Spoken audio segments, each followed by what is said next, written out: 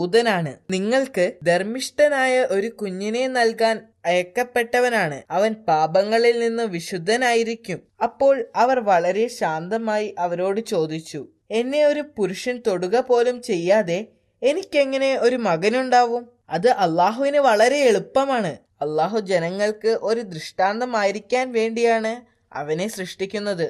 അള്ളാഹുവിന്റെ ശക്തിയുടെ മേലുള്ള അടയാളവും. മലക്ക് സന്ദർശിച്ചപ്പോൾ മുതൽ അവർക്ക് മാനസിക സമ്മർദ്ദവും ഉണ്ടായി. ദിവസങ്ങൾ കടന്നു പോകുന്തോറും അത് വർദ്ധിച്ചു വന്നു. ഒരു ഭർത്താവില്ലാതെ അവർക്കെങ്ങനെ ഒരു കുഞ്ഞിനെ പ്രസവിക്കാനാവും? മാസങ്ങൾ കഴിയും തോറും മാനസിക സമ്മർദ്ദം അധികകാലം താങ്ങാൻ അവർക്ക് കഴിഞ്ഞില്ല. അങ്ങനെ അവർ അവിടം ഉപേക്ഷിച്ച് പോകാൻ തീരുമാനിച്ചു. അങ്ങനെ അവർ ജനിച്ച നഗരമായ നസ്രത്തിലേക്ക് യാത്ര തിരിച്ചു. അവിടെ മറിയം റളിയല്ലാഹു അൻഹ ജനങ്ങളിൽ നിന്നകന്ന് ഒരു ചെറിയ കുടിലിൽ താമസിച്ചു. പക്ഷേ ഭയവും ഉത്കണ്ഠയും അവരെ വിട്ടുപോയില്ല. മാസങ്ങൾ കഴിയുന്തോറും മാനസിക സമ്മർദ്ദം മറിയം റളിയല്ലാഹു അൻഹയ്ക്ക് താങ്ങാൻ കഴിയാതെയായി. അവർ അവിടെ നിന്നും നിറവയറുമായി എങ്ങോട്ടെന്നില്ലാതെ വീണ്ടും യാത്ര തിരിച്ചു. അവർ അധിക ദൂരം എത്തുന്നതിന് മുൻപായി തന്നെ അവർക്ക് പ്രസവ വേദനയുണ്ടായി. അവർ ഒരു ഉണങ്ങിയ ഈന്തപ്പനയുടെ താഴെയിരുന്നു. അവിടെ വെച്ച് അവർ ഒരു ആൺകുഞ്ഞിനെ പ്രസവിച്ചു. മറിയം റളിയല്ലാഹു അൻഹ ആ കുഞ്ഞിന്റെ മനോഹരമായ മുഖത്തേക്ക് നോക്കിയപ്പോൾ അവർക്ക് വിഷമമുണ്ടായി. പിതാവില്ലാത്ത ഈ കുഞ്ഞിനെ ഞാൻ എങ്ങനെ ഈ ലോകത്തേക്ക് കൊണ്ടുപോകും? പെട്ടെന്ന് ഒരു മലക്കിന്റെ ശബ്ദം കേട്ടു. ദുഃഖിക്കാതിരിക്കുക, ആ ശബ്ദം പറഞ്ഞു. അള്ളാഹു നിങ്ങൾക്ക് താഴെ ഒരു നദി സൃഷ്ടിച്ചിട്ടുണ്ട്. നിങ്ങൾക്ക് മുൻപിലുള്ള ഈ മരം കുലുക്കുക. അപ്പോൾ പാകമായ പഴങ്ങൾ താഴെ വീഴും. അത് കഴിക്കുകയും വെള്ളം കുടിക്കുകയും ചെയ്യുക. അപ്പോൾ നിങ്ങൾക്ക് നഷ്ടപ്പെട്ട ശക്തി തിരിച്ചു കിട്ടും. അള്ളാഹുവിങ്കിൽ നിന്നുള്ള അനുഗ്രഹമാകുന്നു അത്. അവർ പുഴയിൽ നിന്ന് വെള്ളം കുടിക്കുകയും പഴുത്ത ഈന്തപ്പഴങ്ങൾ കഴിക്കുകയും ചെയ്തു. കുറച്ചു കഴിഞ്ഞ് അള്ളാഹുവിന്റെ അത്ഭുതത്താൽ അവർക്ക് ആശ്വാസം ലഭിക്കുകയും ചെയ്തു. അവർ എഴുന്നേറ്റ് നഗരത്തിലേക്ക് മടങ്ങി പോവാൻ തീരുമാനിച്ചു. എങ്കിലും അവരുടെ മുഖത്ത് ഭയമുണ്ടായിരുന്നു. ജനങ്ങളോട് എന്താണ് പറയുക? അവർ ചിന്തിച്ചു. അപ്പോഴാണ് മറ്റൊരത്ഭുതം സംഭവിച്ചത്. മാതാവിന്റെ ഭയം മനസ്സിലാക്കി ഏതാനും മണിക്കൂറുകൾക്ക് മുൻപ് ജനിച്ച ആ കുഞ്ഞ് സംസാരിക്കാൻ തുടങ്ങി. കുട്ടി പറഞ്ഞു, നിങ്ങൾ ആരെങ്കിലും കണ്ടുമുട്ടിയാൽ അള്ളാഹുവിന് വേണ്ടി വ്രതമെടുത്തിരിക്കുകയാണെന്നും അവരോട് പറയണമെന്നും ആ കുഞ്ഞു പറഞ്ഞു. ഇത് കേട്ട് മറിയം റളിയല്ലാഹു അൻഹ അത്ഭുതപ്പെട്ടു. അതോടെ മറിയം റളിയല്ലാഹു അൻഹയ്ക്ക് ആശ്വാസം തോന്നുകയും അവർ നഗരത്തിലേക്ക് തിരിച്ചു പോവുകയും ചെയ്തു. അവർ പ്രതീക്ഷിച്ചതുപോലെ അവരുടെ കൈകളിൽ ഒരു കുഞ്ഞുമായി നഗരത്തിൽ എത്തിയപ്പോൾ ജനങ്ങൾ ജിജ്ഞാസയായി. അവർ അവരോട് ദേഷ്യപ്പെട്ടു. നിങ്ങൾ ഒരു വലിയ പാപം ചെയ്തിരിക്കുന്നു. ജനങ്ങൾ അവരെ ശാസിച്ചു.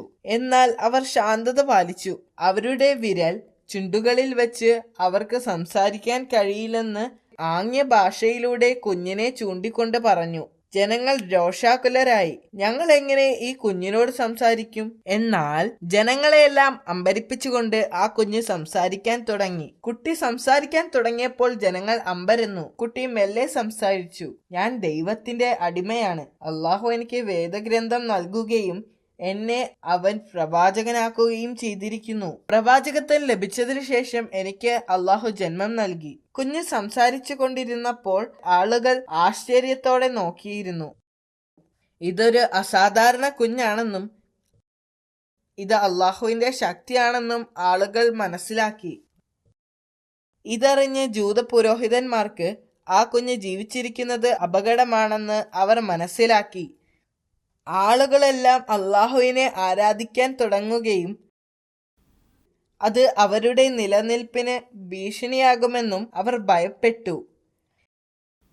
മാത്രമല്ല ജനങ്ങളുടെ മേലുള്ള അവരുടെ ആധിപത്യം അവർക്ക് നഷ്ടമാകുമെന്ന് അവർ ഭയപ്പെട്ടു.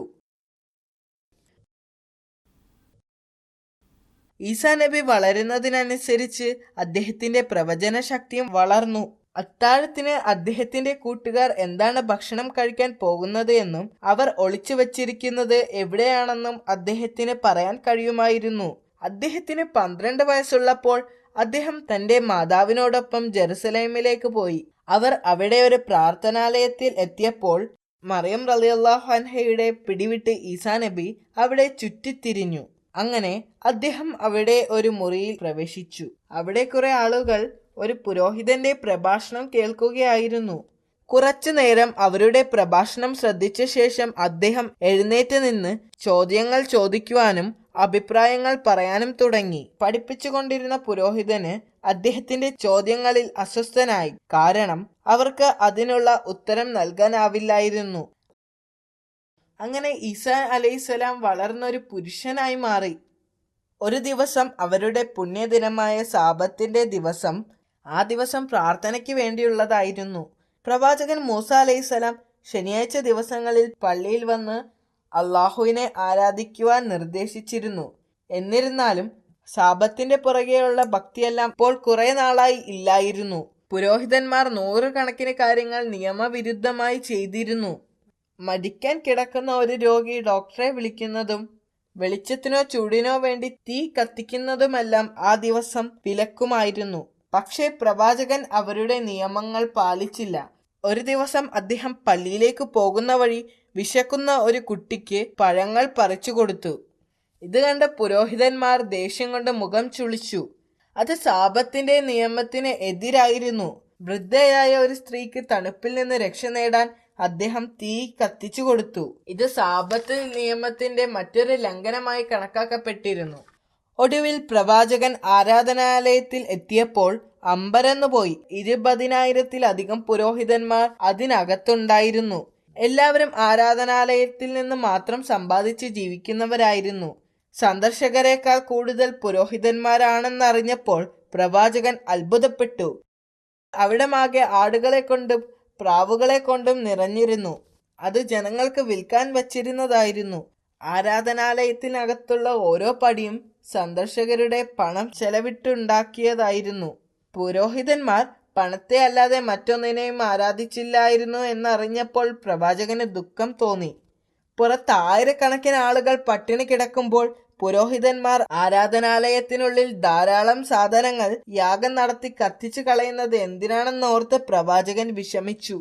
ഒരു രാത്രിയിൽ മഹത്തായ 2 പ്രവാചകന്മാരായ യഹ്യ അലൈഹിസ്സലാമും സക്കരിയ അലൈഹിസ്സലാമും ഭരണാധികാരികളാൽ കൊല്ലപ്പെട്ടു. ആ രാത്രിയിൽ ഈസാ നബിയുടെ മേൽ ഒരു അശരീരിയുണ്ടായി. ഇസ്രായേൽ ജനത്തെ വിളിച്ചുകൂട്ടി പ്രബോധനം നടത്താൻ അള്ളാഹു പ്രവാചകനോട് കൽപ്പിച്ചു. അദ്ദേഹം എതിരാളികളെ പോലെ നിലവിലുള്ള കപടഭക്തന്മാരെയും നിയമത്തെയും തള്ളിപ്പറയുകയും മൂസാ നബി അലൈഹിസ്സലാമിന്റെ നിയമത്തെ ശരിപ്പെടുത്തുകയും ചെയ്തു. പ്രവാചകൻ മൂസാ നബി അലൈഹിസ്സലാമിന്റെ നിയമത്തെ ശക്തിപ്പെടുത്തുകയും ചെയ്തു. പ്രവാചകൻ തന്റെ ജനത്തെ ശ്രേഷ്ഠമായ വാക്കുകളിലൂടെയും പ്രവർത്തനങ്ങളിലൂടെയും ലളിത ജീവിതം നയിക്കാൻ ആവശ്യപ്പെട്ടു. അദ്ദേഹത്തിന്റെ ഉപദേശങ്ങൾ പുരോഹിതന്മാരെ ശല്യപ്പെടുത്തിയിരുന്നു. ജനങ്ങളുടെ മുന്നിൽ അദ്ദേഹത്തെ തരം താഴ്ത്താനും അദ്ദേഹത്തിന്റെ വാക്കുകൾ മൂസാ നബിയുടെ നിയമത്തിന് എതിരാണെന്ന് ജനങ്ങളെ തെറ്റിദ്ധരിപ്പിക്കാനും അവർ തീരുമാനിച്ചു. അതിനുവേണ്ടി വ്യഭിചാരാരോപണം നടത്തിയ ഒരു സ്ത്രീയെ അറസ്റ്റ് ചെയ്തു. അപ്പോൾ അവർ ഈസാ നബി അലൈഹിസ്സലാമിനെ വിളിച്ച് അദ്ദേഹത്തിന്റെ അഭിപ്രായം ചോദിച്ചു. അവർ ഈസാ നബി അലൈഹിസ്സലാമിന്റെ മുൻപിൽ ആ സ്ത്രീയെ കൊണ്ടുവന്നു. വ്യഭിചാരിയെ കല്ലെറിയാൻ നിയമം നിർദ്ദേശിക്കുന്നില്ലേ എന്ന് ചോദിച്ചു. അതെ, പ്രവാചകൻ പറഞ്ഞു. എങ്കിൽ ഈ സ്ത്രീ ഒരു വ്യഭിചാരിയാണ്, ഒരു പുരോഹിതൻ പറഞ്ഞു. അദ്ദേഹം പുരോഹിതന്മാരെയും ജനത്തെയും നോക്കി. അന്നത്തിനു വേണ്ടി തെറ്റ് ചെയ്ത ഈ സ്ത്രീയേക്കാൾ വലിയ പാപികളാണവരെന്ന് പ്രവാചകൻ അറിയാമായിരുന്നു. അദ്ദേഹം ജനങ്ങളുടെ നേരെ പുഞ്ചിരിയോടെ നോക്കി ഉച്ചത്തിൽ പറഞ്ഞു, നിങ്ങളിൽ പാപം ചെയ്യാത്തവർ അവളെ കല്ലെറിയട്ടെ. എന്നാൽ ചുറ്റും നിന്ന ആളുകൾ ഒന്നും മിണ്ടുന്നില്ല. ആരും അവളെ കല്ലെറിയാൻ ധൈര്യപ്പെട്ടില്ല. പ്രവാചകൻ അവിടെ നിന്ന് ഇറങ്ങിയപ്പോൾ ആ സ്ത്രീ അദ്ദേഹത്തെ പിന്തുടർന്നു. എന്നിട്ട് അവരുടെ കയ്യിലുള്ള സുഗന്ധത്തൈലം പുറത്തെടുത്തു. നബിയുടെ മുൻപിൽ മുട്ടുകുത്തി അവൾ ആ സുഗന്ധത്തൈലം പ്രവാചകന്റെ വസ്ത്രത്തിലും കാൽപാദത്തിലും പൂശുകയും അവളുടെ കണ്ണീരുകൊണ്ട് അദ്ദേഹത്തിന്റെ കാൽപാദങ്ങൾ കഴുകുകയും അവരുടെ മുടി കൊണ്ട് അത് തുടയ്ക്കുകയും ചെയ്തു.